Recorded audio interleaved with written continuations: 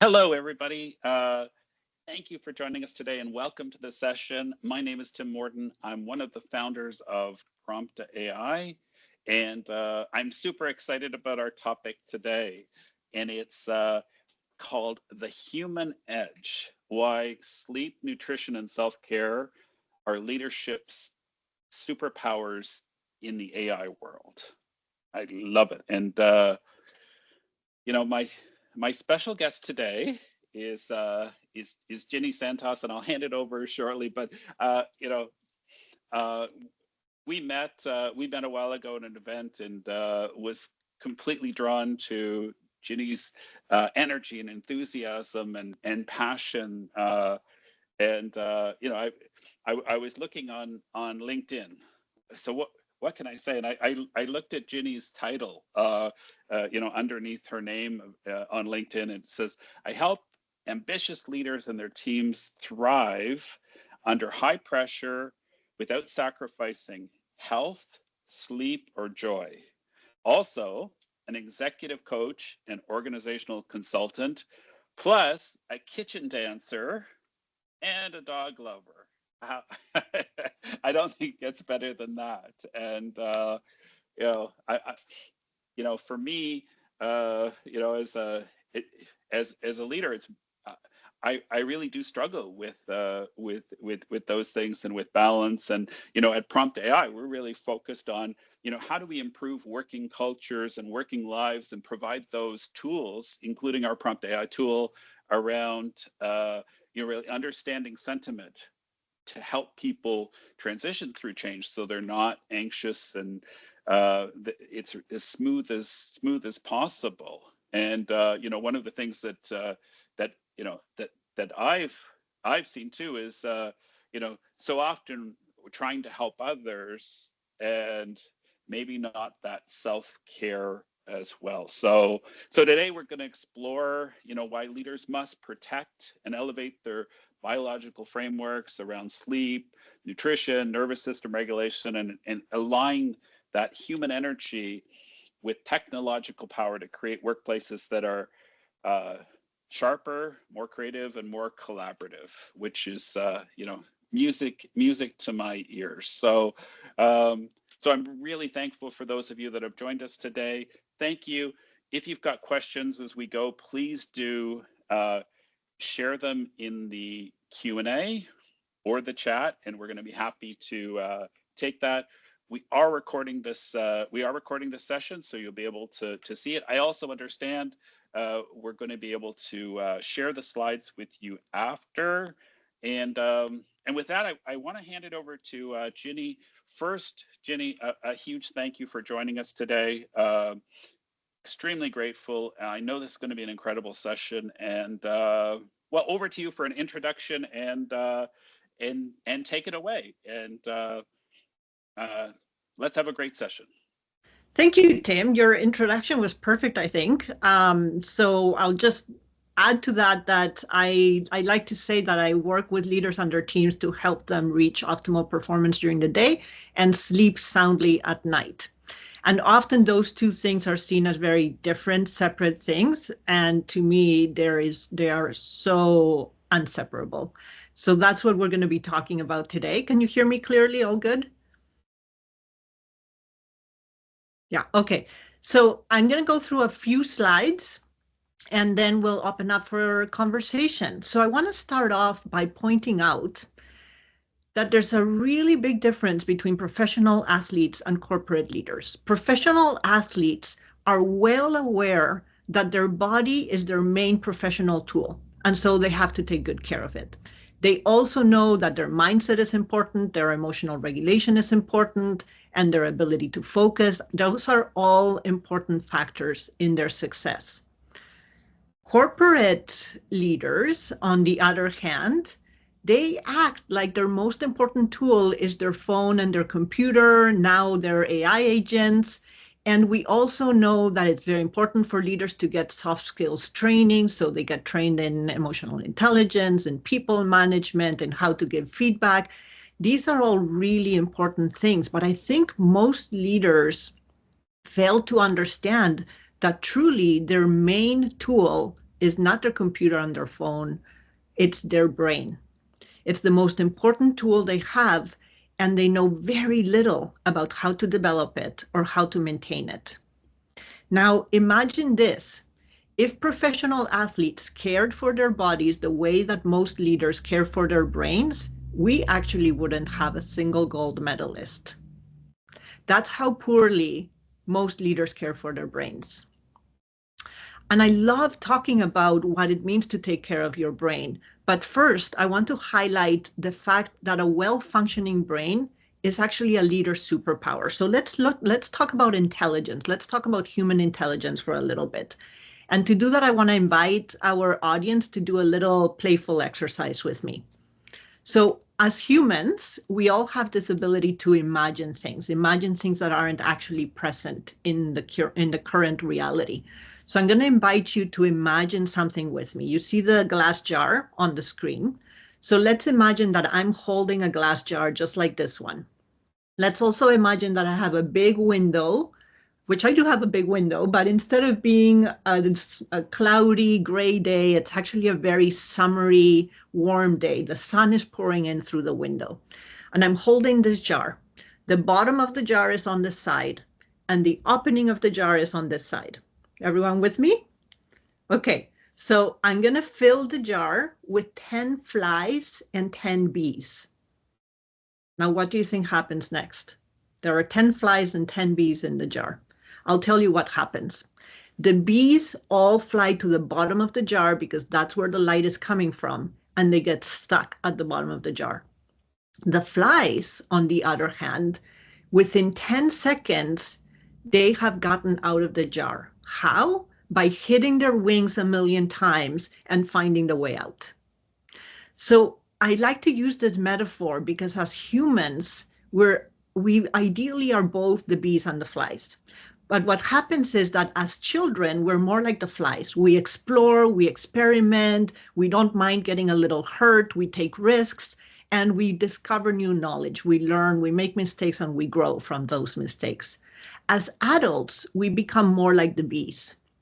We start to really value knowledge, but knowledge gets us stuck in old patterns. It doesn't necessarily help us explore and develop new knowledge. And the better your brain is functioning, the more you're actually able to take risks, the more you're able to develop new knowledge, the more you're able to be smart about the risks that you take. But when our brains are tired, we fall back on the tried and true. We stick to what worked in the past, even if it's no longer working today. So I've been interviewing a lot of leaders for the last couple of years, because by doing interviews is one of the ways that I learn and discover what's happening in organizations. And this quote comes from one of the leaders I interviewed this summer. She said, "When I don't sleep, my mood and patience suffer. Brain fog hits, I get irritable, and I have a hard time focusing on what's most important." I think this quote is very representative of what many leaders are experiencing.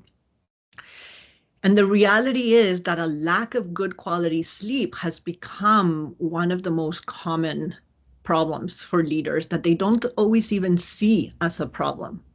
And it absolutely limits the brain's ability to function at its best. When you don't get good enough sleep, you're less likely to take risks. You are less likely to try new ideas, to respond positively to different suggestions. You're more likely to behave like those bees because your brain feels limited. It wants to conserve energy and it goes into pure survival mode. Now, another thing that I've had the fortune of doing, and I've been having a lot of fun with this, is I've been using EEG technology to look at leaders' brains. And so we put a cap on their head and we're able to analyze their brain waves. And unfortunately, most people's brains are not functioning optimally. It's not their fault. This is very important. It's not their fault. It's a result of the lifestyles we have, the system we live in, and the amount of chronic stress that people are carrying. Some leaders are starting to finally understand the importance of valuing their brain and the nervous system, because the brain is part of the nervous system. But it is seen as a personal choice. It's not embedded into leadership training. And I think this is a problem we need to change, a problem we need to solve. It shouldn't be that hard. The good news is that we can help their brains function better. That's the exciting part. And I can talk later about different ways that we are approaching this. But I think that what we need is for the importance of taking care of the brain to be recognized as a leadership competency. It's not just something you can do on your own time. It's not something you just do with your benefits package. It's not something that's just part of taking care of your mental health. It should be something that everybody learns to do. And actually, Tim, if you don't mind, I want to put a link in chat because right now we are, where's the chat? Where did it go? Here it is.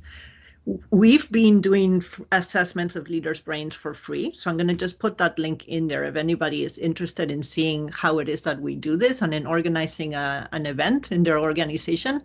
I'm only going to be doing this 3 more times. So this is for organizations in the GTA region. And I'd be happy to chat with anyone here if they want to explore that option. All right, so as I was saying, I think part of the problem is that we take human intelligence for granted. We take the brain for granted. We don't recognize how valuable it is, and we don't know what it needs in order to function at its best. So I want to look a little bit in more depth at what our human intelligence is all about. So human intelligence is what gives us the ability to reflect on the past and plan for the future. It what gives us the ability to imagine new possibilities and new ideas, bring new ideas to life, learn from mistakes, and collaborate in larger groups so that we can accomplish bigger goals. Now, all of these things are things that ultimately allow us to be creative and innovative. So look around you. Just take a moment to look around you. Your chair, your desk, your computer. I have cars passing by. We're surrounded by human creations. We're surrounded by things that we've had the ability to bring to life by first having an idea and then combining different innovations to create more and more complex innovations. But our innovations started off very simple. Think about this. For 1,000,000 years, not 100 years, not 1,000, not 10,000 years, and not even 100,000 years. For 1,000,000 years, our ancestors relied on one innovation, one tool, the stone tools. And they did not invent any other tool for more than 1,000,000 years. Amazingly, they survived, or none of us would be here today. But then something changed. Our ancestors developed the ability to innovate, to invent new tools. They started by inventing wooden tools, and that was only 300,000 years ago. Think about it. Then they were able to invent metal tools, and that was only 6,000 years ago. And they were also able to invent shelter and clothing and dishes and spiritual rituals and art and then writing. But we didn't invent more complex things like, for example, the printing press until only 580 years ago. And the printing press is an innovation that is similar to AI in the sense that it gave a much larger number of people access to knowledge, access to information, and access to, later on, access to tools that they could create with. The last 100 years we've seen a real explosion in human creativity and innovation, and especially technological innovations. But again, I want to point out that it's only been 35 years since we invented the World Wide Web. 35 years. That's how little we've had that technology in our hands. And that's made it possible for a lot of other human creativity. So I believe that we are, with AI, we are about to see another major explosion in human creativity. Now, what fuels our creativity and innovation? And this is a little interesting thing. It turns out that there was an important role an important thing that happened in our history that allowed us to develop the capacity that our brain has for creativity and innovation. And that was the ability to sleep and have REM sleep, REM sleep, rapid eye movement sleep. So when we developed, so this, I mean, we can go back to when humans discovered how to control fire. This eventually gave us the ability to sleep on solid ground. Sleeping on solid ground is what gave our brains the ability to have REM sleep. Because when you have REM sleep, your limbs go numb, you lose the ability to control your muscles, and you can't be hanging off of a tree branch because you'll fall down and die. But when we started sleeping on the ground, that's when our brain started developing. So the fire and the ability to cook food are two ingredients that were key to us developing the intelligence that we now take for granted. If anybody wants to learn more about that, I highly recommend this book, Why We Sleep, by Dr. Matthew Walker, a researcher, a sleep researcher. So if REM sleep helped us develop our higher level of intelligence, it also helped us develop emotional regulation, the ability to consolidate memories, the ability to learn from the past and plan for the future, and the ability to get along with others in larger and larger groups, which meant we could share our ideas, develop our ideas, and give bigger and bigger, bring bigger and bigger ideas into life, which is ultimately innovating. But there's a problem with this ability. And I want to illustrate that with another exercise in using your imagination. So imagine that you are one of these elk. You're peacefully grazing on grass. And suddenly you notice that the elk around you have all lifted up their heads and they're all moving, running for their lives. A pack of wolves has jumped out of the forest, and they're on the run, they're on the attack. And so you run as fast as you can along with all the other elk. And within a few minutes, one of the elk goes down. You keep running for no more than 30 seconds, and then you go right back to grazing on grass. Imagine if you as a human were able to relax just as easily after a very stressful event. Unfortunately, the fact that we can reflect on the past, remember the past, and plan for the future means that we get stuck in worrying. We get stuck in worrying about the future and get stuck in overthinking what's happening in the present moment. We get stuck in memories of the past. And we have a tendency to overthink, worry, and to extend the amount of time that our nervous system is in fight, flight, or freeze. Stressful things happen in our personal lives and in our work lives all the time, but we need to have the ability to process those events, and we need to have the ability to regulate our nervous system to be able to relax again. If these elk were like humans, they would gather around the fire every night and share stories about the day, and then they would go into a deep, peaceful sleep. And that's how they would recover from the wolf attack. Our ancestors did that. And this need hasn't gone away. The problem is that life has become so fast that we don't take the time to process stressful experiences with each other. And we think sleep is an annoying waste of time. And the stress starts to accumulate in our nervous system. That's what happens. And chronic stress increases our chances of experiencing burnout. It lowers our immune defenses. We're more likely to get sick. It increases our probability of developing a chronic illness, and it limits our intelligence. Chronic stress makes us more like the bees and less like the flies. So I want to also point out that we have, over time, we have developed good and bad innovations. At first, the innovations that we were creating were to help us survive, to help us stay safe from predators, to hunt better, and eventually to grow our own food. Now, many of our innovations allow us to live more comfortable lives, to be more productive, and to consume more and more food, more variety of drinks, more clothing, more entertainment. And at a certain point, we started to create innovations that were good for business, but not good for people. So I want to give an example. Here's an innovation, medical tools. Yeah. Medical tools extremely helpful so that we can do surgeries, including open heart surgery. Like imagine how incredible that is that we can do open heart surgery. That's an amazing innovation. But then we've also created corn syrup. Corn syrup is an awful ingredient that is very good for business and very bad for people. And then there are innovations like AI that can be used for good or for bad, depending on how you're using it, depending on the purpose of how you're using the tool. And Tim, I'm sure you can tell us a lot more about that.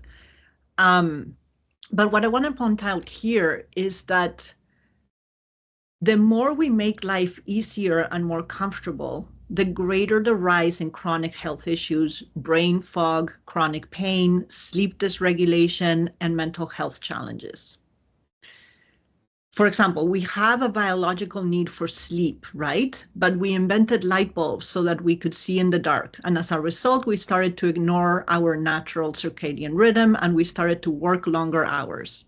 What we forget is that productivity isn't the result of working harder and longer, it's the result of working smarter. And sleep is a necessary precursor to being smart. Now, how many leaders do you know who brag about how little sleep they get? That's a problem. How many workplace cultures do we have where it's normal for people to work at night, to respond to notifications, to just send one other email after 10 p.m.? That's a problem.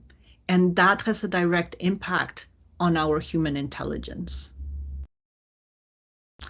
So I just want to share a couple more slides and then we're going to open it up for conversation. There's a saying that is very common, which is that practice makes perfect. Does it really? In reality, practice makes habits, and our habits can be good or bad. And I'm talking here about both individual habits, but also workplace culture habits. So I want to invite everyone to take the first step, which is to remember that you are human. You have human intelligence, which depends on a well-functioning brain. Don't take your brain for granted. Learn how to take care of it so that it functions optimally and so that you can be creative and so that you can collaborate well with other people. I really want to highlight that having a well-functioning brain is not just about being able to make smarter decisions or be focused and have good attention and concentration. It's also our ability to collaborate with other humans. It depends highly on how well our brain is functioning.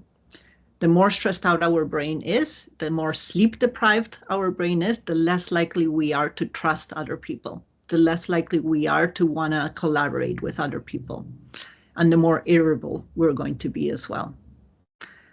So I'm going to put up this slide here now, and I'll also put the link if you rather use a link instead of the QR code. I am happy to meet with anyone who is watching this recording or who has come to this webinar live, because I'm always looking for people to interview about workplace wellness and leaders' wellness and how things are working out in your organization. So no sales pitch. It's not a call about selling or offering anything. It's just an opportunity to connect. So let me stop sharing. There we go. And Tim, I'll give you the back. Ginny, that was that was amazing. Thank you so much. And I've certainly got a few questions, but we'd welcome other questions as well from those that are joining us live into the Q&A or also into the chat as well. And there's a few things that came to my mind. One of my favorite favorite things in the world. There's this secluded spot in Costa Rica, and it's a it's a it's a very secluded. You go through a jungle to get to a beach, and there's no lights, there's no internet connection, there's no cell coverage, and the sea turtles come in. Nice. And if you're lucky enough to see the sea turtles, you've got on a cloudless night, you've got a unlimited number of stars, and you've got these turtles. And one of my reflections was, they've been doing this for million whatever years, and I see people with cell phones who they don't want to scare them, so they're using a red light, and I'm thinking, okay, well, these, first of all, us as humans haven't been bothering them for that long, but we certainly haven't had these crazy cameras and phones for much. But it's just a reality of how quickly the cadence has changed. So as you were going through and talking through that, I thought that was incredibly incredibly resonant about how quickly things have changed, and even for us, how quickly things have changed even from COVID and what we all went through COVID. And I know myself,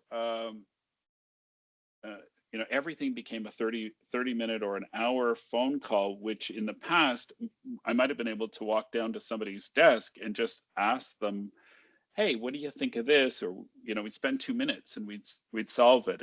And I think for me, COVID, I probably became a lot more like one of the bees during during COVID. And I'm just wondering if that's, if that's a good part of what you're seeing in the work you're doing, that COVID was a big impact for so many people.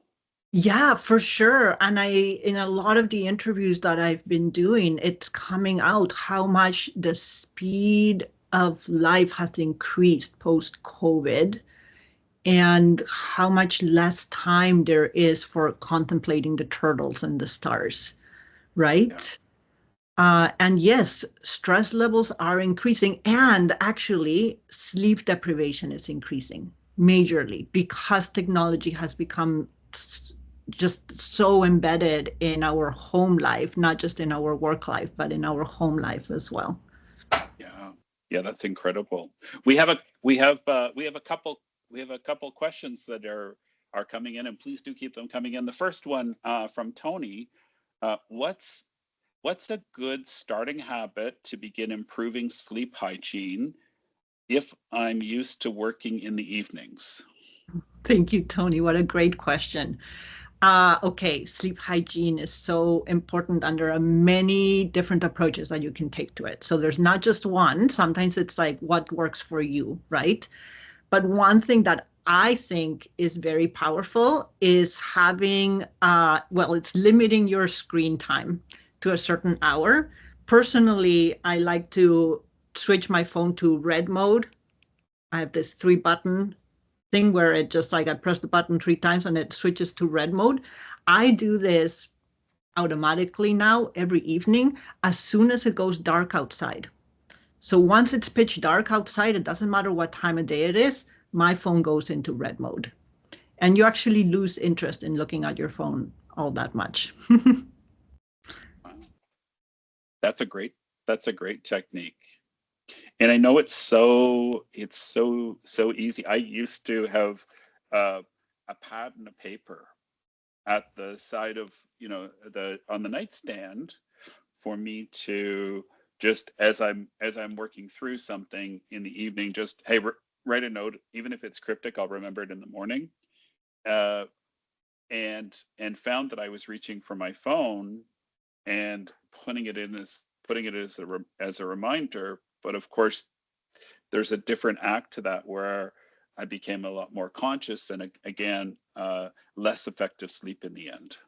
Yeah, we wish it wasn't true, but the blue light from our phones literally alters the chemistry in your brain.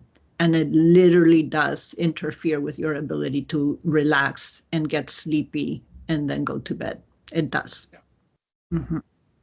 We've got another great question, one from Jonathan. Uh, what is the most effective way to assess if you've had a good night's sleep? I love it. These questions are fun.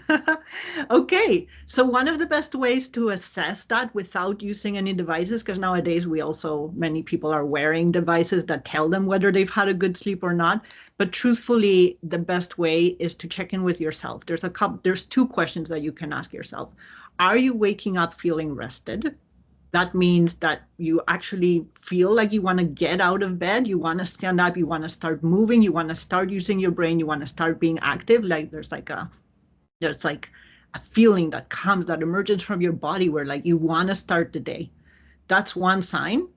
And you are not needing caffeine to start the day. So then caffeine's not necessarily bad, but it's a problem when you're dependent on it.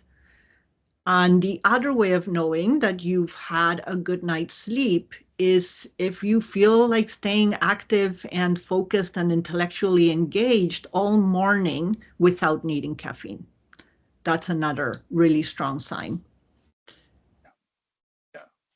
And of course, my name being so close to Tim Hortons, which I I have to admit an addiction to coffee, and I think for me limiting some of those, some of those coffees or switching to decaf earlier, or just watching how much caffeine intake has Yeah, been so important. limiting it to the morning for sure, switching to green tea if possible. Um, but the truth is, there's a lot of other factors that you might want to look at before switching your caffeine habits, because your caffeine habits are really helping you get through the day if you're not getting good enough sleep. So the first thing is to figure out how to improve sleep, and then it becomes really easy to drop your addiction to caffeine.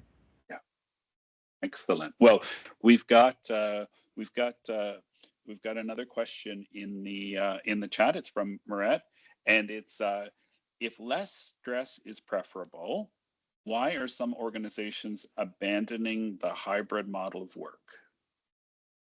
Very interesting question. Why are some organizations abandoning the hybrid model of work? I think it really depends on the organization. I think in some cases, there's a lack of trust in employees. And so they want to see employees back in the office because they don't trust that they're being as productive as they can be when they're working from home. I think that's sometimes an issue. Probably, Tim, you have more insight into this question than I. Um, and also, I want to point out that less stress doesn't necessarily mean having hybrid models, because you could have less stress and have people working fully 100% back in the office if the workplace culture is one that is supportive of human needs and of biological needs. So, what you see what I'm saying, right? Yeah, yeah. And so often, because of course we measure sentiment, so we're measuring sentiment of really listening at scale to employees, and also quite often to customers, and we do see this coming up, and we know that as you said, there is a lot of there's a lot of pressure that's put on leaders to get people there. Also, as you said, from a trust perspective, there's so many leaders who um, feel like if they don't see their people in front of them, that they're not being productive. And of course, we know that's not that's certainly not necessarily the case so often. And just even thinking back to some of those cultures from before, where people would stay until a leader left the office, Wow, yeah. where even in those situations, that doesn't mean that they're being productive, or uh, they're getting work done. It means that they're sitting in a seat or putting on a performance until until the leader has left. Exactly. Exactly. And wouldn't it be nice if we were creating workplaces where people can choose where are they more productive, and where they are so committed to the organization because they like the organization so much that they're 100% engaged and that they are going to be productive, whether they're working from home or at the office. Yeah. Yeah. And even just understanding your people and understanding how they can be most effective, and building those relationships with people, and the accommodation that's required, because we all don't, all don't operate the same way. So Exactly. You might have heard of chronotypes before, right? We have different chronotypes, which means that different people have the ability to focus and concentrate more during different hours of the day. So some people are really good at concentrating in the really early hours of the day. Others are mid-morning, and others are late morning or early afternoon. The evening thing is a whole other topic because there's a sleep dysregulation issue happening there. But we do have different chronotypes, and when people can identify when they do their best work, they could actually organize their schedules around that if organizations were willing to accommodate that type of diversity. It's a type of diversity, just like any other form of diversity. indeed. And even and even understanding, and being open to the needs of those that are neurodivergent as well. Exactly. That's Exactly. that's incredibly important. Exactly. Yes. Because all of those forms of diversity is what makes it possible for us to create the innovations that we've created throughout history. If we didn't have diversity, we would not have come up with so many creative ideas. Yeah, yeah. And Ginny, I've got to ask, how did you get interested in this topic and in this field of work and research? Well, I think there's been a number of key points and experiences in my lifetime. So, one of the most impactful experiences was losing my mother to cancer when I was only 9 years old. And at the time, I was like, I couldn't understand why, like, your mother is not supposed to ever die. Your mother is supposed to always be with you, right? So, I couldn't comprehend why had she died and not any other mothers of my friends were dying. Like, I couldn't comprehend that. And so I became really interested in understanding health and what impacts health. So that was a starting point. Later on in my career, I was working in an organization where we were actually working with vulnerable populations, and it was a healthcare center, a community healthcare center. And one of my colleagues went on a stress leave and never came back because he took his life. And so that was another very impactful experience that made me see how a workplace culture can really impact people's mental health, as well as a whole bunch of other factors. No doubt that there are other factors at play. Um, but that also made me really interested in understanding mental health and what can we do in the workplace environments to better support mental health. And then I was working as a consultant in creativity and innovation, helping people develop creative thinking skills. And I saw how people's brains are tired. They're tired. And I started just connecting the dots and becoming more and more interested in brain health in particular.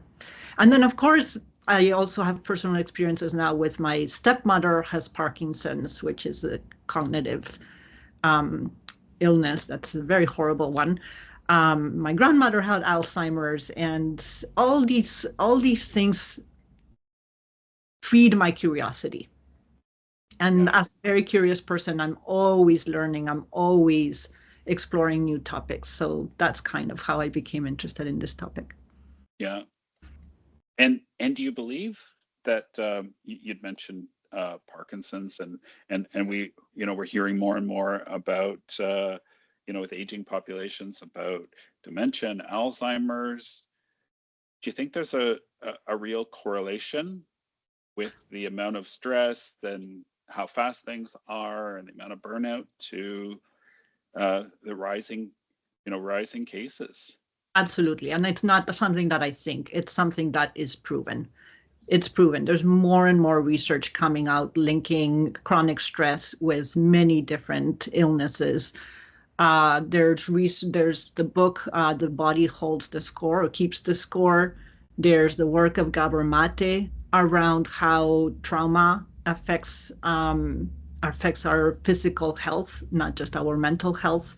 There's a lot of research coming out. This author that I mentioned earlier as well does a lot of research in the lab showing how chronic stress impacts sleep and how poor sleep impacts the development of cognitive decline, which is happening earlier and earlier as well. And poor nutrition is another big one. So that's another area where, unfortunately, the food industry is very good at innovating, and their innovations, unfortunately, are not good for our cognitive health. Yeah. And one of the things that comes to mind for me, I think, is boundaries, and setting and maintaining boundaries and holding fast to them. And as you said, we're seeing that environment where there's an anticipation that somebody's going to reply to an email 24/7, that they're going to, first thing they do when they wake up is hop on their phone, that as you said, the 10 o'clock response to an email to show that, hey, they're actually carrying their load. How do you see putting boundaries, sticking to boundaries, holding fast, some techniques that might really help folks to protect this superpower? Yeah, okay. So boundaries is one important skill to develop for sure. And I want to say, we often put the responsibility on leaders or on individuals to develop the skill of implementing boundaries, right? And we forget to pay attention to the role that the workplace culture plays. And I think leaders can really influence that workplace culture as well. But I think one of the most powerful things is actually engaging an entire team in discussing boundaries together, having a conversation about boundaries, because when an entire team has the same or similar boundaries, it's so much easier for one individual to stick to those boundaries. Does that make sense? Yeah, indeed. And I think that's one of the areas, as you talked about, the AI for good, Yes. is when we can understand sentiment and we can translate sentiment into a bit of a movement within an organization to support culture change. Then we're actually really doing something in this area and using new tools. And I think that's so essential. And I'd love to ask this. So what are three things that leaders can do to take better care of their human intelligence? Mhm. So Yeah. Okay. So three things that leaders can do. I like to talk about 6 different strategies for self-care and 6 strategies for collective care. But if we're talking about leaders, what they can do for themselves, then we're talking about self-care strategies. And I would say 3 of the most important self-care strategies are: 1, protecting your sleep.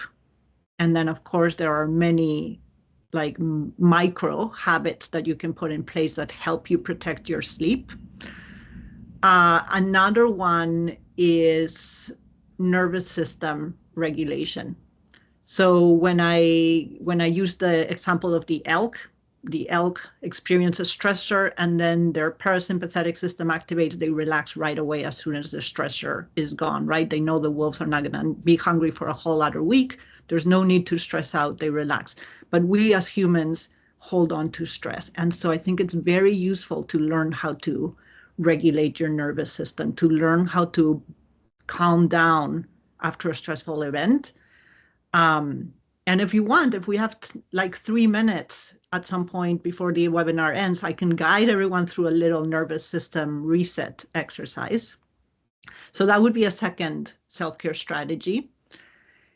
And a third one that I think is also very important is connecting with other humans and sharing, talking out loud, debriefing experiences, talking about a project out loud,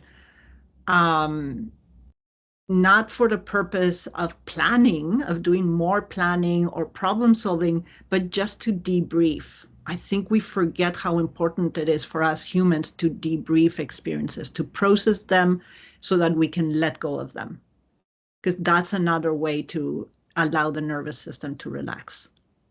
And that has a direct impact on the leader's ability to think clearly the next day. Perfect. Oh, I love it. And I think that would be wonderful, you know, towards the end, of the call, if we can do the calm down.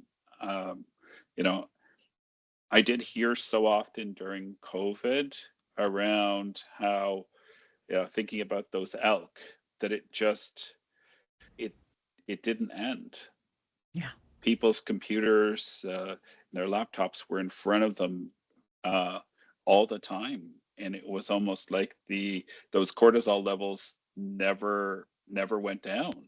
Exactly. And so I'd love to do that. Just uh, would just like to get through a couple more questions, and then I think that would be a great activity for us. And again, for those joining us live, please do put your comments in the chat or the Q&A. And you talked about self-care. I'd love to hear from an organizational perspective. What can organizations do to better help their people stay sharp? And I Mm. know one would be, hey, let's get a handle on the culture, understand the culture, and start to improve it. But from your perspective, what are those three things organizations can do to better help their people stay sharp?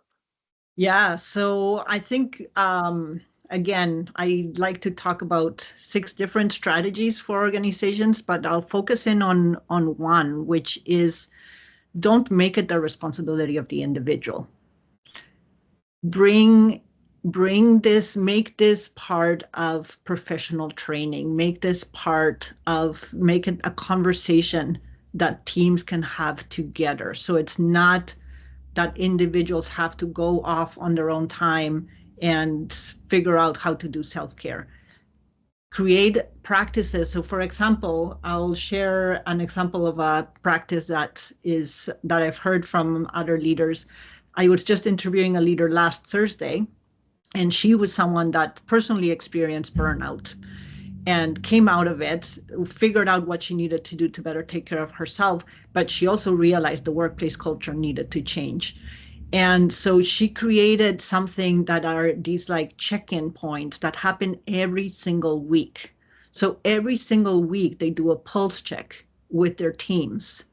And they don't just do the pulse check and gather information. They use that information to encourage people to take breaks if they need to take an afternoon off, because we know if people have been too stressed this week, they're not going to be productive. They're just not going to be at their best. So give them the afternoon off. So they use those pulse checks very, very strategically.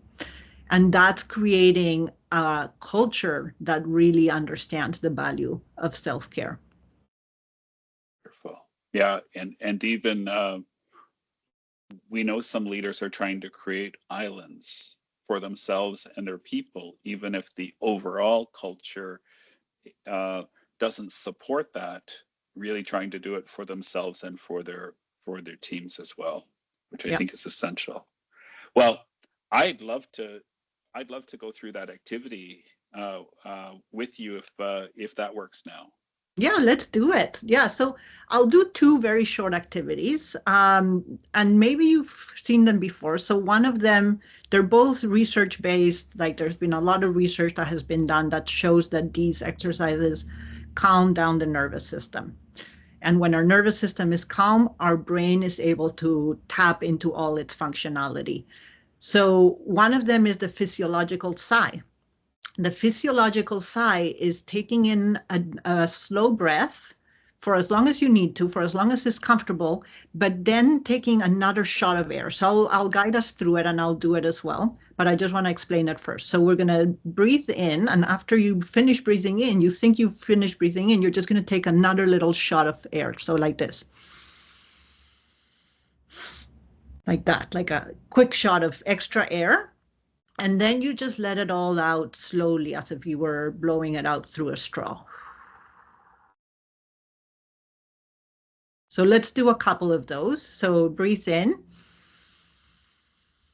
extra shot, and then let it out slowly.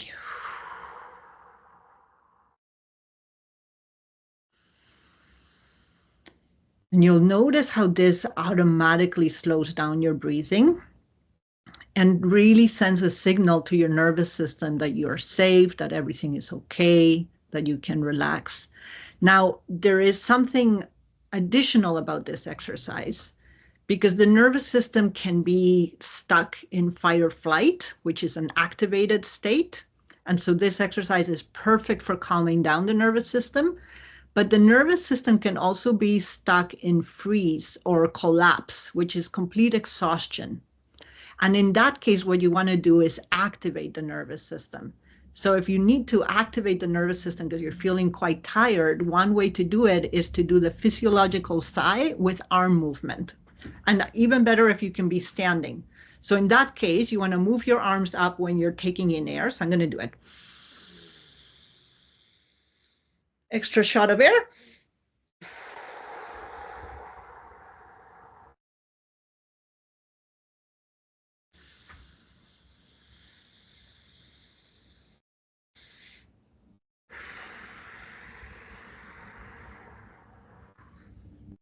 So that's another way of doing the physiological sigh, but it's one that relaxes the nervous system while giving it some energy.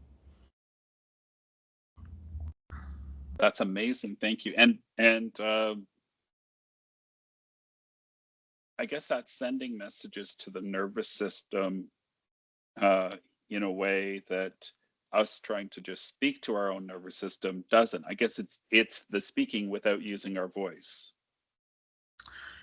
Yeah, the brain is part of the nervous system, and the whole system is much more physical than intellectual. The thinking comes later. We think that the thinking is the most important thing we do, but it's actually a side effect. It's actually the prefrontal cortex kicks in a little slower than any other part of the brain. So it's the doing before the thinking. Yes, exactly. Yeah. And the example you gave earlier about how people wake up and instantly look at their notifications and their email and this urge to reply to emails, one of the reasons why it happens is because your nervous system is caught in that activated state of stress. And you want to kind of stay there, one, because it feels familiar. And so responding to things, being constantly busy, looking for notifications is a way to stay in that stressed state because it's familiar, it's comfortable, and because you've survived. So your brain says, if we survived yesterday by doing this, let's do it again today. But the truth is, you're going to survive by relaxing. You're going to survive for longer, and your intelligence is going to stay healthy for longer if you can learn to come out of that state. And when you come out of that state, you don't actually have the need to look at notifications constantly. You're actually better able to decide when do I have to be replying and when can I let things go for a little bit. Wonderful. Well, we are almost out of time. The hour's just flown by, but I'd love if you could share with us, some of the services that you offer to organizations and how people can get in touch with you, and if there's anything else you'd love to share as a takeaway for people. Thank you, Tim. I'll just say a couple of things. So when I work with leaders, I'm using neurofeedback technology as well as something called photobiomodulation to help train their brains to relax. So it's not a soft skills training. It's actually a training of the hardware. It's a training of the system. And I help them. I also do coaching with them to help them develop the habits that allow them to sustain high performance without burning out. But I know that working with leaders alone is not enough. So I like to work with entire teams in order to create the culture that allows them to be high performing as an entire team. So when I work with teams, I'm delivering workshops, sometimes I'm facilitating conversations. There's something I do called creating a team charter. When we create a team charter together, we're basically creating those agreements about what kind of boundaries do we want to have as a team. What kind of self-care practices do we want to have as a team? What helps us be most productive as a team? So those are some of the services I have. Thanks for asking. Wonderful, wonderful. And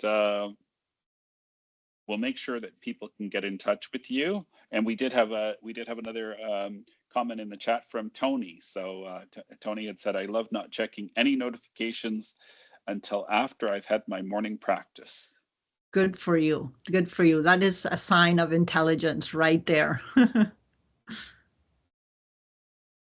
All right. Well, if there's nothing else from anyone, uh, Jenny, thank you so much for your time, sharing your expertise, sharing your knowledge, your thought leadership, and your superpowers. And it's been so wonderful. And with that, any final thoughts before we close it off? Just, I want to say to organizations, consider adding brain health and self-care skills into leadership training. Make it like a part of leadership training. So we are not just focusing on the soft skills, we're also learning how to take care of the hardware. Well said. Thank you so much. And we'll look forward to seeing everyone again soon. Thank you, Jenny. Thank you all. And to all, a great day. My pleasure. Take care.